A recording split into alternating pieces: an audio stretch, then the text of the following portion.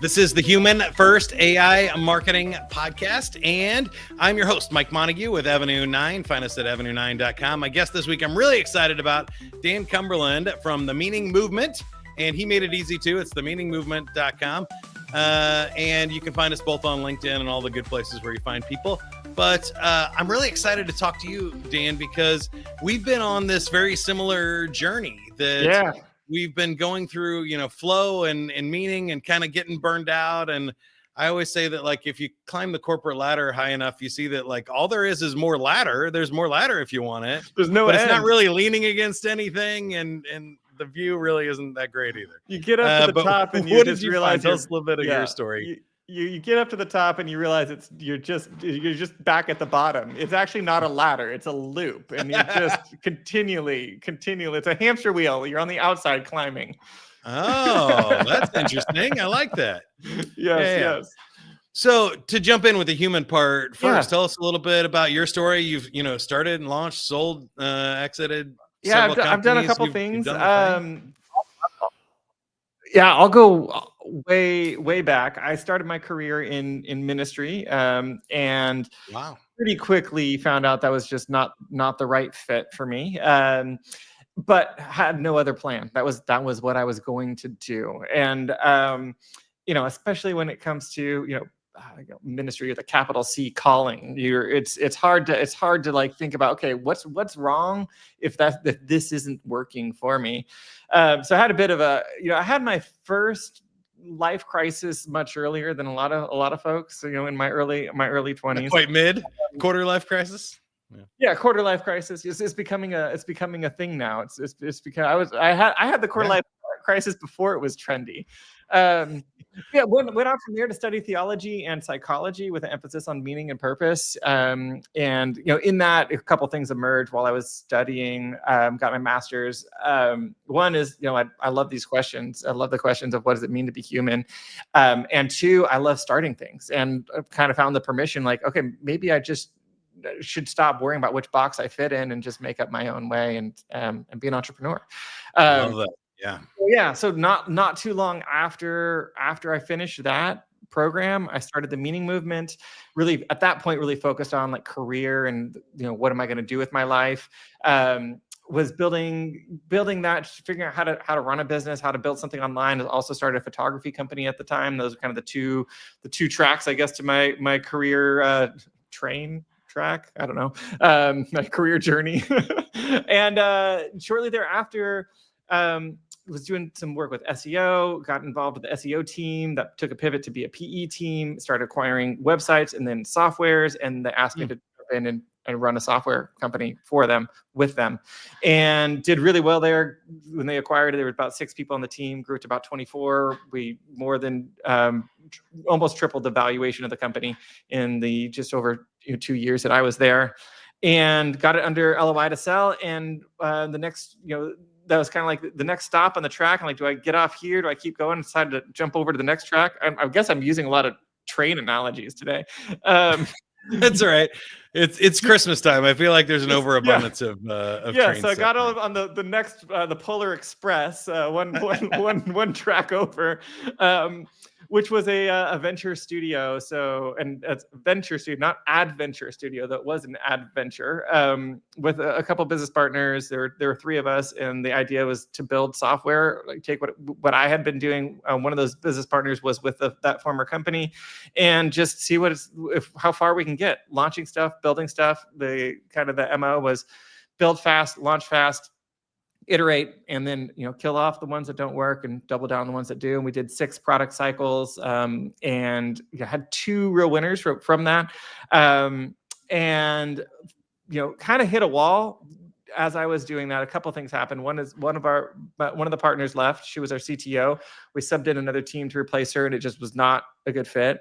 At the same time, one of our main revenue driving software was Truscout was the company, had been doing really well, and it kind of hit a plateau and then started declining. And And so as like the partnership was starting to fall apart, the marketing engine was starting to fall apart, and I was taking on more and more. I was in the seat of CEO, so really, basically collecting all the things that fell through the cracks and all in the organization on my plate, and just working more and more, and feeling more and more burnt out by the whole process. All that led to lots of another probably multiple additional quarter life, I guess, leading to midlife crisis now that some years have passed, and eventually decided to wrap up the venture studio, exited those assets, and have since been a fractional CMO. Still doing the meaning movement all along the way as kind of this passion project that makes a little bit of money, but over the last 2 years of being a CMO, have doubled down on AI as AI has become more user-friendly and more accessible. It's kind of coincided with the launch of ChatGPT, and started running my agency. It's really an agency. It's a CMO practice, but functionally it's an agency, as an AI first team. So I have a few contractors, and I lean heavy on AI. And just when I compare now to what the results I'm producing, the amount of work output I'm able to do for my clients with such a lean team and AI compared with these teams that I was running in the past, it blows my mind at how efficient I'm able to run. And so as I was doing that, this is the final turn, then I'll stop talking for a second. Realize that there's maybe a special combination here of my background and interest in meaning and fulfillment and purpose, as well as AI and marketing and entrepreneurship and business, that adds up to, I think, a really unique perspective on AI, a really unique way of using AI. And so I've started, for this last year, been consulting around AI, so helping small business owners apply AI to their specific context. What that typically looks like is coming alongside them, doing an audit, figuring out where they can get the most out of what they're doing, and then building some tools, doing some education, often building automations to help them get more out of what they do. Which really, this is where it comes full circle back to the meaning and fulfillment stuff for me, is that I really see AI as an opportunity for us to do more of the work that matters to us by using AI to do a lot of less of the rest of the work. And I'm currently building a cohort model instead of a done for you model, a done with you model, that'll be launching in January of 2025 to do this work kind of as a group. So that's awesome. I think that brings us up to speed and sets up the rest of this conversation perfectly, because basically my journey is very similar. I spent a lot longer with one corporate thing than doing the startups and things that you were doing, but I really kind of have always been into technology and in a similar path of like really enjoying it, and seem to have some skill or talent that other people don't have. But I've also had this playful side where, Playful Humans is my side project and passion. I just released a book, and I'm hosting game shows. I got a holiday party this afternoon where I'm going to, put on wigs, dress up as Alec Trebek, and host Jeopardy for a holiday party. And but also like program and get into the nitty gritty and make stuff. So when I was on the radio in my 20s, I was, Romeo on air and the DJ, but I was also designing the websites and, launching streaming at the time of the 2000s and stuff, and doing some nerdy things behind the scenes. So I've always had these two, and I've had trouble reconciling them, but now I think everybody is going to have trouble reconciling them. I think there's some obvious answers. You've mentioned some. You work with, makers, artists, entrepreneurs, and creatives. I think with these AI tools, in a world where you can make anything now, at least anything digitally, the question for creators becomes, what do you want to make? What do you want to say? What's the meaning of what you're making? Are you making more crap just to make crap, or is there some heart and soul to it? But how do you balance this human versus tech conundrum we're all in? I mean, I think it is a balance. I think at its best, AI is, like I said, an opportunity to get closer into like, what's the impact that you want to make? What's the story you want your life to tell? I think is really like kind of the existential question that all of us, all of us avoid wrestling with, but have to at some point, of like, why am I here? What is this about? And AI, for better and worse, is like an amplifier. I think it can amplify the meaning and the intention and the purpose that you want to, and impact that you want to create. And also it can amplify the noise and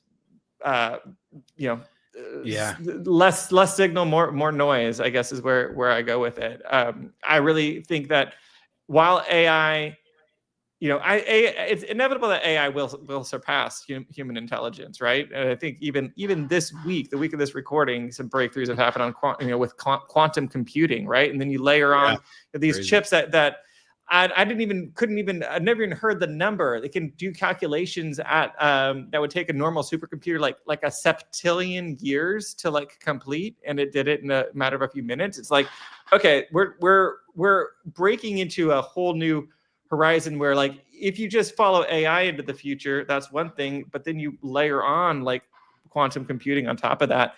It's funny. I was talking to a friend yesterday, I think, about, intelligence is a spectrum. I think there's AI that's certainly, more powerful than some of our humans and stuff, but there are still some humans that can outthink an AI. Yes. But I think you're right. I think in the near future, it's going to pretty clearly pass most of us, or at least the top AI tools will. And then there'll still be tools that are pretty dumb. They do what you tell them to do. You tell it to go, find some emails on the internet or something, and it'll go do it. And it's a pretty dumb program. And that's okay. But I think with fascinating what the roles become then. Yeah. And I think just to complete the thought of like, with these accelerants and with like, AI surpassing human intelligence, in the near, not too distant future, it just adds, another layer to that question of like, what does it actually mean to be human? Which is the question we've been asking,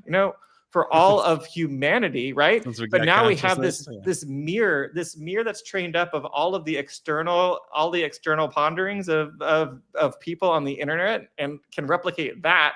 And so then what do we have left that makes us different? What's your best answer to that question? What's the role of humans in the world with AI? I think it's love. I think it's hope. I think it's kindness. I think it's sacrifice. I think it's the belief that like that, can you answer the question with the question? But like the fact that we ask the question of why are we here? Like that in and of itself is a big one. Yeah.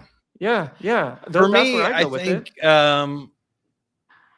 it boils up into the word play, what I chose, because there's some cool things that happen in a playful state. You do connect, you are kind, you test things, you experiment, you're curious, you're creative, you work with others and collaborate or build things. And I think if we had robots and AI to do everything we needed to do to support human life, then really, what are we left? We're left to play and love and have fun and do whatever we want to express ourselves and enjoy the time that we have on this earth. Yeah. And so, as you think about AI, is that the future you're trying to accelerate, like in that direction? Because there's so many, right? There's so many possible futures. But I'm curious. That's a beautiful picture. Yeah, I think so. And really, I think we're very similar. In what I do with Avenue 9 is kind of what I call high volume content marketing for people. Like, if you have something to say, there's no reason why you don't say it now. I mean, we can record you on video, we can transcribe it, turn it into whatever we want. You can talk to us on a podcast on audio only, or you can write, you can do whatever your medium is. You can make it and we can turn it into something. The other thing is connecting people. So I've always kind of been passionate about connecting with audiences or large groups of people, where I think in the past it's been very expensive to reach large amounts of people. And large corporations had budgets to, do mass media or create communities or other things, where now the variable cost of creating stuff has gotten so low on connecting that I think we're going to see a bunch of splintered communities, or we're going to see some really cool things come out of, like, if you have a company of 100 people, you should have an internal community that's brimming with conversations and creations and AI prompts and images and fun things and people expressing themselves. And if you are a channel seller and you've got, 50 to 1,000 resellers, you should be talking to them every day. You have the tools to make whatever you want to make now, and make any connection you want to make. Like, now is the time. I think this is going to be the golden age here for the foreseeable future, which isn't very far. It used to be a lot further, but for the foreseeable future, there's this really cool opportunity. And then if the AI overlords take over 5 to 15 years from now, then I think it switches to, like, we're just here to be creative, know when to break the rules. I love what you said there about kind of being curious or confident enough to try something new, or to push back and sacrifice for other people, are things that I don't think are inherent in AI yet. Yeah, no, I don't think so either. And like, it could be trained, right? But to what end? Is the question I come back to with that. Yeah. I also think, so we're nerding out pretty early. Usually I save this for the end of the podcast, but I was hoping this one would be a little philosophical, because I'm excited to hear somebody else that thinks about this a lot, what their opinion is. Yeah. I think there also is going to be, and there obviously already are, there's a huge difference between robots and humans, right? So there are jobs that robots are clearly designed to do better, especially dangerous jobs or mass amounts of data and things like that. But there are also things currently that humans are more designed to do. But I'm thinking of it more like almost like a different species, where, like, we don't really compete with whales. We don't. That's right. Yeah. There's not, we do some things sometimes unintentionally to hurt them, and AI might do that to us, but we're not, we're two totally different things. We don't live in their world. We don't know what it's like in the ocean underwater all the time. Such a good analogy. While we might both be mammals or be able to do similar things, it's not even a competition. So it's not robots versus humans. It's kind of humans and robots, or they're going to be doing a different thing. What's your take there? No, I think as a really fascinating analogy, right? Like, you some species from another planet comes and looks at, like, us, puts a human next to a whale, and like, oh, they're both, like, kind of similar. Like, they look a little different, but, like, they're pretty similar. Yeah, they breathe, they eat, they breathe, they do their things. Yeah, that's a great point. Where it takes me, especially going back to, like, what are robots good at, is I think this is the opportunity for creatives and I mean, anyone at this moment with AI, is, it takes me back to the Industrial Revolution and the invent of the factory, and which is a machine, right? People were trained up, like, you built your assembly lines so that every spot on the line had a very specific job that you could do over and over, so you can have the least educated person doing that job, and the only output was for them to, turn that screw, put that thing, whatever, do whatever that thing is. And literally, if you read some of the texts of some of the thought leaders who are building these things, like, they clearly say that the role of the factory, of a well-built factory, is so that the employees don't need to think. They should not have to think. We don't even want them to think. The thinking is for the factory owners and managers, right? And so now, I think that's where, so we've been in that modality for a long time now. And I think that, education is based off that, jobs are based off that. And now we have AI that's able to do a lot more of that, which then should, right, take up more of, and of course, like, jobs are going to be lost. Jobs are being lost. And that is painful. But the opportunity is that, like, let's let AI take those jobs, or I want to put it differently, because that sounds lacking compassion. Let's let AI take those parts of our jobs so that then we can find better and higher level jobs where our work is not just rote, repetitive, but it's emotional. Like, so that the work that the robots can do is stuff that the robots are good at, and then we can do the things that the robots can't do, which again comes back to emotion. It comes back to feeling. It comes back to the creativity that I think the robots can facilitate or emulate. I mean, but it's not in the same way that humans can. Yeah, I agree. I think a few things come to mind there. Number one is we can all agree there's some jobs like, bomb disposal or some sort of, toxic mining that we don't want humans doing. Right. Yes. So then the question just becomes, well, where is that line? Right. Where's the line? Hopefully we can outsource all of our most dangerous jobs, and unless they're things that people enjoy doing, like extreme sports or something like that. You don't necessarily need to see robots squirrel shoot jumping. Yeah, exactly.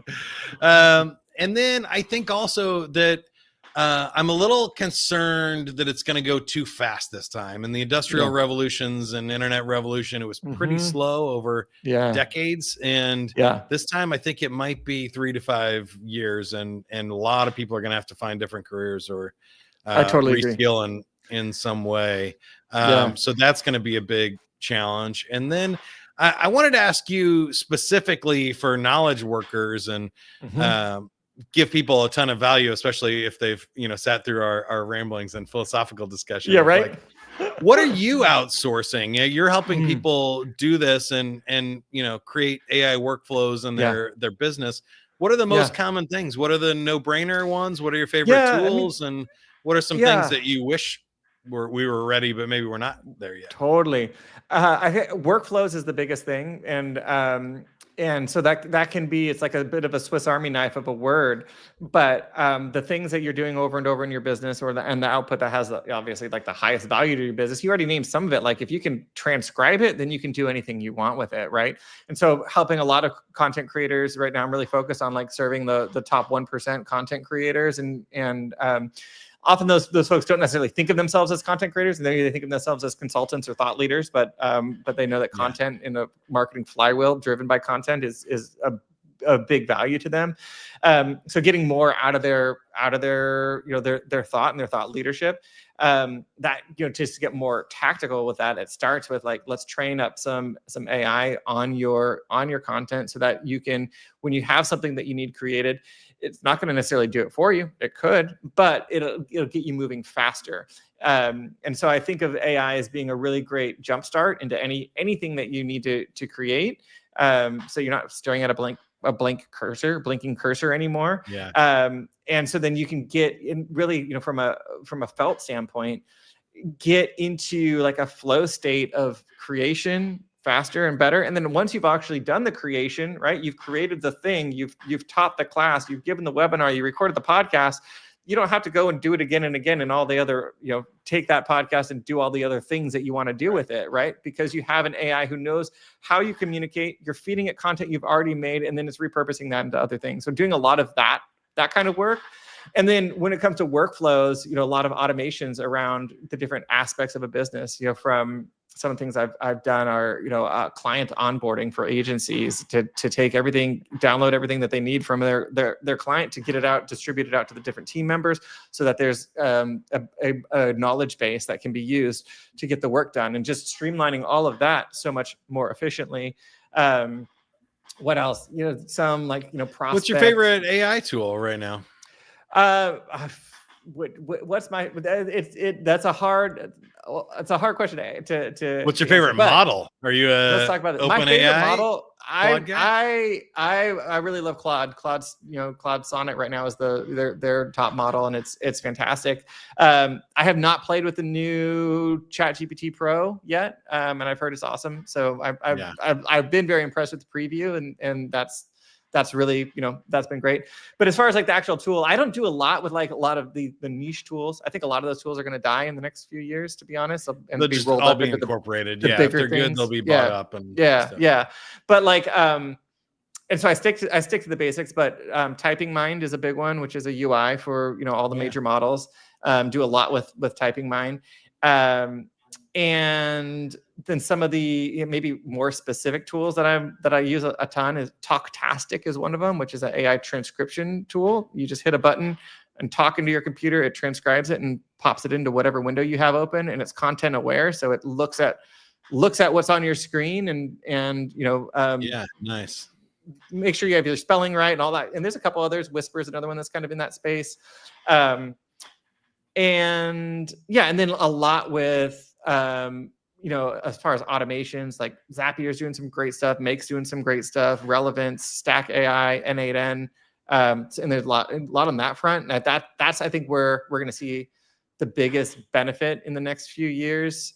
Is that I think workflow creation. As I'm talking about, like a workflow doesn't necessarily mean an automation, but a workflow can be automated once it's established and documented and consistent. And I think it's going to become easier and easier to create those workflows, and probably even right now it's low code and no code, and I'm pretty we're on the verge of like just having an AI that we just tell it what we want it to do and it can go and do all the things. Yeah, I've seen some demos that are at least working. Like I think we've passed the part where this challenge is like mythical and like it's going to get better. It it's can inevitable. do the things, but it's only going to get better. I saw a video on YouTube this week about Do Browser. Do Browser. And it's like a Chrome plugin that you can pop open and just tell it to do anything you do on the internet. Like, hey, open my Gmail and respond to the unread messages or whatever, and go find, that's great. Find these 3 people in my contacts and email them an invite to the meeting this afternoon and check my calendar when there's an open time, and it'll go and look at all of that stuff and do it like a real virtual assistant, which is that's what I'm talking about. Crazy. We're almost getting that it's close. It's just inevitable. We're almost there. Yeah. What about specifically for marketing? I know we're kind of doing similar things there too, and I'm fascinated for these creators. Like, what's working for you, and maybe what's one thing that's not working for you? What's working great for me is brand voice. Building training documents so that I can have that. I have a 5-part framework that I use for all of my work. Which it's just like a checklist of like, here's the task I'm trying to accomplish, and how do I give AI everything it needs to do it well. And so then building the documentation so that anytime I'm needing to do that on repeat, it's easily accessible. And then that can be applied to a handful of different things, from creating content in mass and automating it, creating SEO optimized blog posts at scale, doing taking any sort of email campaigns, all that kind of creation, everything on that side, social posts, everything on that side. I mean, like, there's very little. Social is fun because I think we all kind of struggle with different ways to say it, and it's such a beast to feed is the way I call it. It's like every single day we need something new, and you're like, I just, as a human, like, at least I don't have that much to say, or especially on behalf of my clients, because I'm not I'm not that involved in their closer business. to a finished product much faster. It's really powerful, and I think that's one of the things that's interesting is like. You're mentioning earlier just about just the creative moment we're in. It's the first time in history where it takes less time to make the thing than it does to consume it. Like I could write you a book in a few minutes that'll take you hours to read, right? Which is wild. It is wild, and I think we're going to eventually hit some sort of content peak. Totally. So far we still haven't hit it. There's still more people consuming more stuff than ever, and there's a lot of things being made that nobody ever consumes, but I think there's still growth to be had. There still seems to be more content and opportunities available, but not for very much longer, I have a feeling. I agree. Tell us about how we can help you or how you can help us. So I work with small business owners. I should say small to mid-size. My biggest client is a $20 million company. And it often starts with like, how can you get more out of the AI? And I think that's where my business background can really help kind of look for the inefficiencies and my knowledge of AI. And you had an offer for us, right?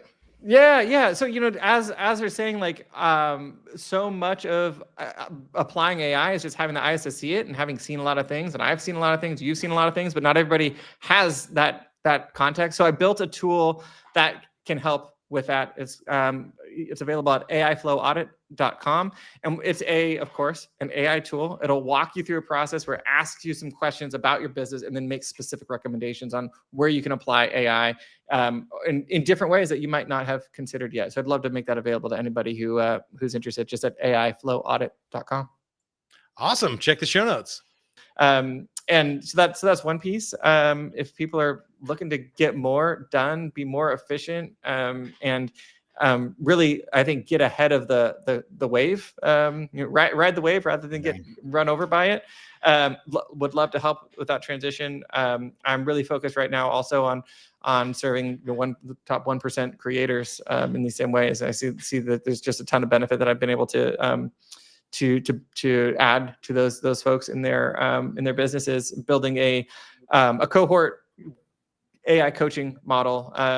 It's really an AI coaching community that launches in January. So we'll be doing weekly training sessions and then weekly office hours where I'll be really building these kinds of workflows, the things that we've been talking about here, live with people, and basically helping people apply AI to their specific context. And what I've seen in all of my consulting is that you just have to have the eyes to see it. And the more you can see what other people are doing, the more you can understand and apply it to your own specific context. So super excited to be doing this in a group setting for the first time.